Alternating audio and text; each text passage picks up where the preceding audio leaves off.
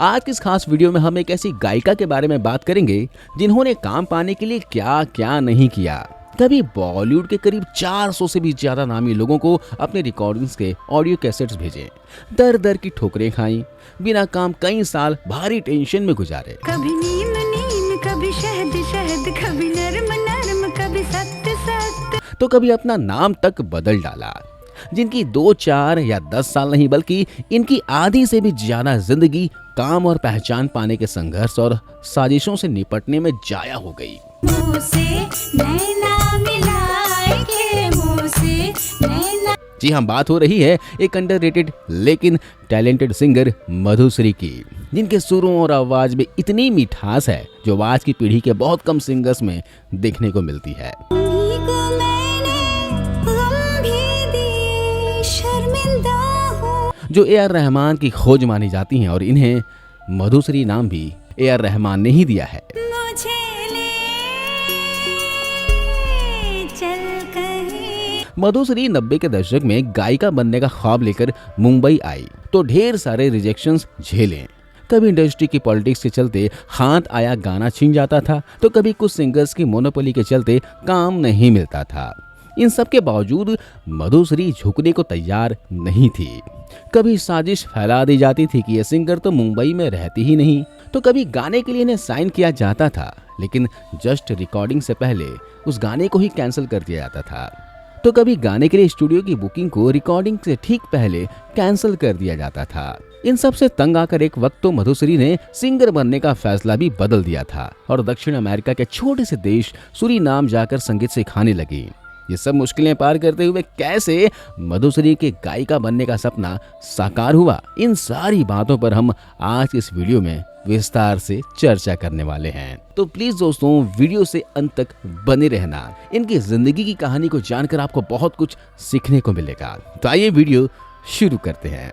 सबसे पहले जान लेते हैं मधुश्री की शुरुआती जिंदगी के बारे में। 2 नवंबर 1969 में सुजाता भट्टाचार्य का जन्म कलकत्ता के एक संगीतमय परिवार में हुआ। इनके पिता अमरेंद्र नाथ भट्टाचार्य और मां पार्वती खुद शास्त्रीय संगीत में पारंगत थे।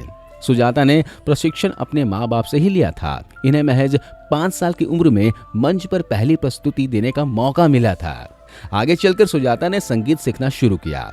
लगातार अभ्यास और संगीत के प्रशिक्षण ने सुजाता के संगीत के प्रति लगाव को बढ़ाया और उनकी गायकी के अंदाज को भी। आगे चलकर सुजाता ने शास्त्रीय संगीत में पोस्ट ग्रेजुएशन किया। अब तक कलकत्ता में एक सिंगर के तौर पर सुजाता काफी नाम कमा चुकी थी। समय आ चुका था कि दिल में पल रहे प्लेबैक सिंगर बनने का सपना साकार करने के लिए मुंबई जाकर संघर्ष शुरू किया जाए। कलकत्ता में रहते हुए और मुंबई आने के बाद तक इन्होंने अपने म्यूजिक कैसेट्स 400 से भी ज्यादा गीतकार, संगीतकार, प्रोड्यूसर और नामी म्यूजिक कंपनियों को भेजे, लेकिन कहीं से कोई बुलावा नहीं आया। 99 में इन्होंने अपना पहला म्यूजिक एल्बम लॉन्च किया। वो कई संगीतकारों से मिली, लेकिन कहीं कोई बात नहीं बनी। लगातार संघर्ष के बावजूद कामयाबी नहीं मिली, तो इस सिंगर को लगा कि शायद उनकी किस्मत में प्लेबैक सिंगर बनना लिखा ही नहीं है। तब सुजाता ने अफसोस के साथ दक्षिण अमेरिका के सूरीनाम में भारतीय संस्कृत संबंध परिषद में संगीत शिक्षक के तौर पर ज्वाइन कर लिया और 3 साल तक वहीं संगीत सिखाया। यहीं पर इनकी मुलाकात रॉबी बादल से हुई, जो पेशे से एक इंजीनियर थे। रॉबी को संगीत का भी शौक था और वो सुजाता से म्यूजिक की ट्रेनिंग लिया करते थे। दोनों के बीच प्यार हुआ और आगे चलकर दोनों ने शादी कर ली। सुजाता के मन में अभी भी प्लेबैक सिंगर बनने का सपना पूरी तरह से मरा नहीं था, लिहाजा वो एक दिन सब कुछ छोड़कर भारत लौट आई और मुंबई में फिर से काम की तलाश में जुट गई। ये वो दौर था जब फीमेल सिंगर्स में अलका याग्निक, कविता कृष्णमूर्ति और अनुराधा पौडवाल से ही सब गवाते थे। इसी बीच 2001 में जावेद अख्तर ने एक बार सुजाता का भेजा हुआ ऑडियो कैसेट सुना तो उनकी आवाज से वो काफी प्रभावित हुए। उन्होंने सुजाता को बुलाया और उन्हें राजेश रोशन के पास भेज दिया। चूंकि जावेद अख्तर ने भेजा था तो रोशन साहब ने अपनी फिल्म मोक्ष में उन्हें ब्रेक देने का मन बना लिया था, लेकिन किसी गाने के लिए गुंजाइश नहीं बन पा रही थी क्योंकि इस फिल्म में कविता कृष्णमूर्ति और अलका से गवाने की बात हो चुकी थी।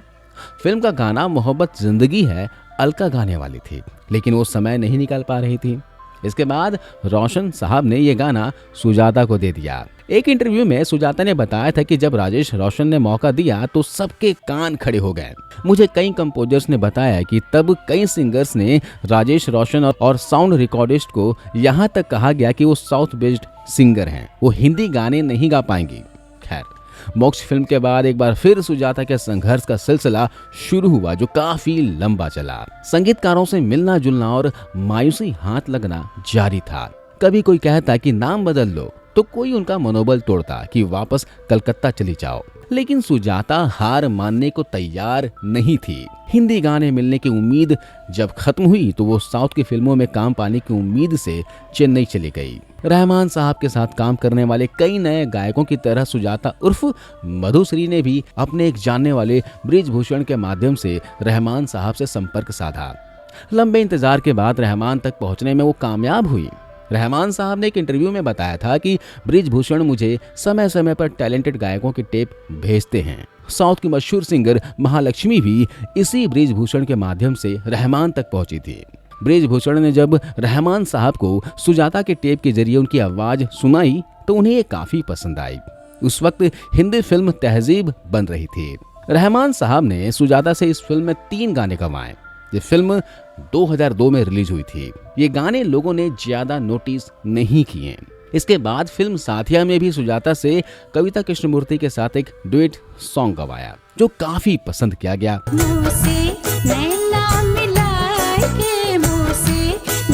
हालांकि फिल्म साथिया तहजीब से पहले रिलीज हो गई थी, इसलिए उनकी पहली फिल्म साथिया ही मानी जाती है। यही वो समय था जब कई लोगों की राय पर सुजाता भट्टाचार्य अपना नाम बदलना चाहती थी।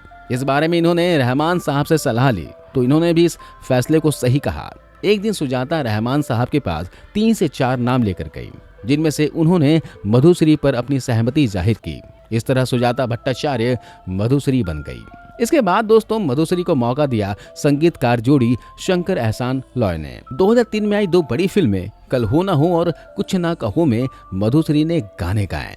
इसके बाद मधुश्री ने सत्ता, स्वदेश और लकीर जैसी फिल्मों में गाने गाए। इनमें से 2 फिल्मों में इन्हें रहमान ने ही मौका दिया था। मधुश्री को हिंदी फिल्मों में गिनती के गाने मिल रहे थे। नतीजन इन्होंने साउथ की तमिल और तेलुगु फिल्मों में गाने का सिलसिला शुरू किया, जहां इनकी आवाज को काफी पसंद किया जाने लगा। यहाँ उनको ढेर सारे ऑफर मिलने शुरू हो गए। रीजनल सिनेमा में अच्छी लोकप्रियता के बावजूद हिंदी फिल्मों में गाने का उनका सिलसिला जारी रहा। 2004 में आई हिंदी फिल्म युवा के एक गाने से इस गायिका ने बॉलीवुड की तमाम बड़ी सिंगर्स की नींदें उड़ा दी।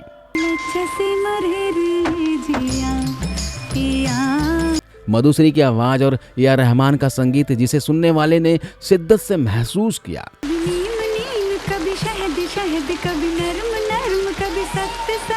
साथ ही इस गाने के जरिए दुनिया को मधुश्री की आवाज की अहमियत का भी पता चला। जैसे कि बॉलीवुड का रवैया रहा है कि किसी टैलेंट को उभरने से पहले ही उसे खत्म करने के लिए साजिश, झूठ और अफवाहों का खूब सहारा लिया जाता था। मधुश्री के साथ तो कुछ ज्यादा ही हुआ। युवा फिल्म के उनके गाने की प्रसिद्धि के चलते हर तरफ उनकी चर्चा थी।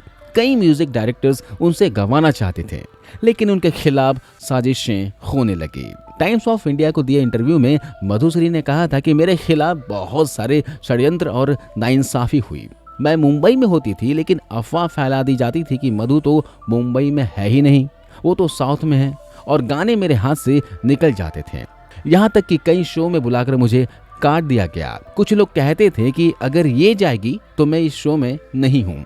इतना ही नहीं, रिकॉर्डिंग के दौरान भी उन्हें दिक्कतों का सामना करना पड़ा। मधुश्री ने बताया था कि जब मुझे रिकॉर्डिंग के लिए बुलाया जाता था तो आखिरी मिनट में उसे कैंसिल कर दिया जाता था। कई बार तो गानों के मिक्सिंग के वक्त साजिशन मेरी आवाज पूरी तरह से दबा दी जाती थी। फिल्म युवा के गाने की बेशुमार कामयाबी के बाद तो होना ये चाहिए था कि मधुश्री के पास ऑफर्स की भरमार होती, लेकिन उनको उस हिसाब से गाने नहीं मिले जिसकी उम्मीद की जा रही थी।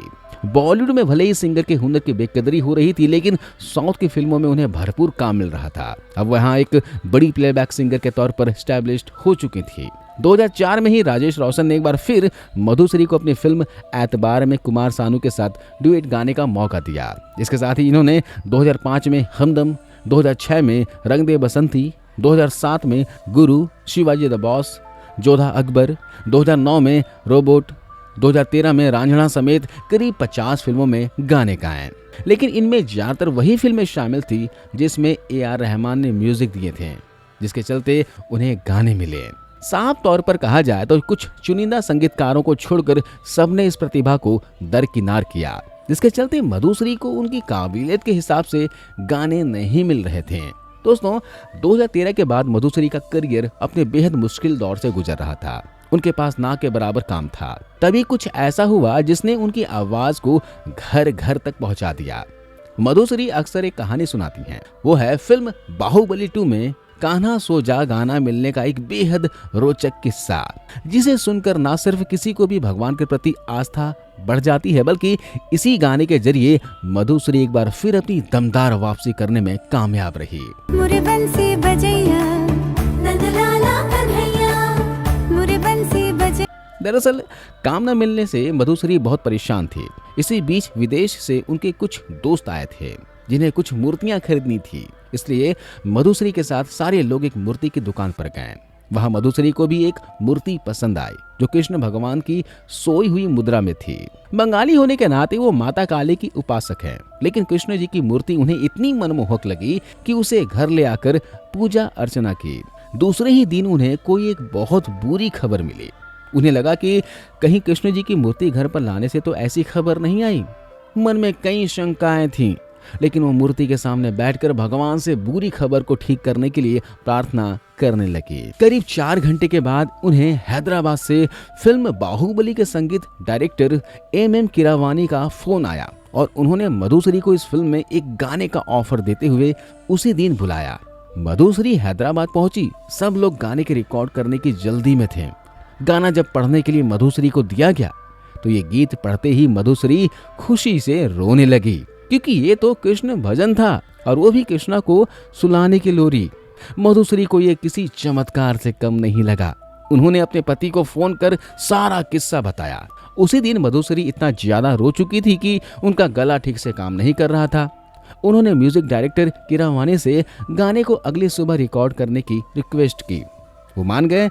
दिग्गज संगीतकार करीम के संगीत निर्देशन में तैयार ये गाना अगले दिन रिकॉर्ड हुआ और फिल्म के साथ ही मधुश्री की शहद भरी आवाज में कृष्ण भजन घर घर पहुंच गया और लोगों ने इसे खूब पसंद किया।